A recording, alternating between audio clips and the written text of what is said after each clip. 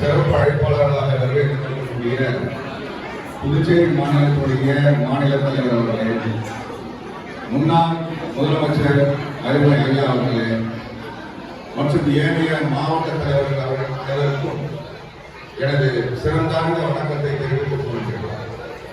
மற்ற நிர்வாகிகளுடைய நண்பர்களுடைய பெயர்களை எனக்கு அறிமுகம் இல்லாததால் பெயர்கள் தெரியாததால் கூற முடியவில்லை. ஆகவே என்னை மன்னித்துக் கொள்ள வேண்டும்.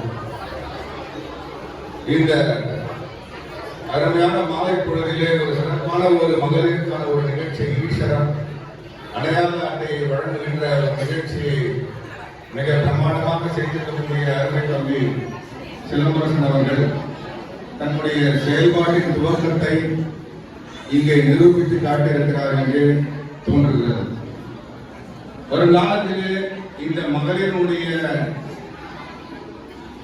வாக்குகள் அனைத்தையும் பெற்று அடுத்த 26 புதுச்சேரி மாநிலத்திலே மிகப்பெரிய வெற்றியை பெற்று ஆட்சியை அமைக்கக்கூடிய ஒரு இயக்கமாக காங்கிரஸ் பேர் இயக்கம் அமைந்துவிடும் என்கின்ற நம்பிக்கை இப்பொழுது எனக்கு பெரிய அளவிலே வந்திருக்கிறது.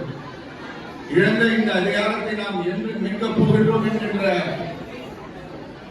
ஐயப்பாடு இந்த காலகட்டத்திலே இங்கே வருகையிருந்திருக்கக்கூடிய இந்த மகளிருடைய அணியாய் வந்து அமர்ந்திருக்கக்கூடிய இந்த மகளிரை பார்க்கின்ற பொழுது தூரத்திலே ஒரு நம்பிக்கை ஒளி வீசுகிறது என்பதை யாராலும் மறுக்கவும் முடியாது, மறைக்கவும் முடியாது.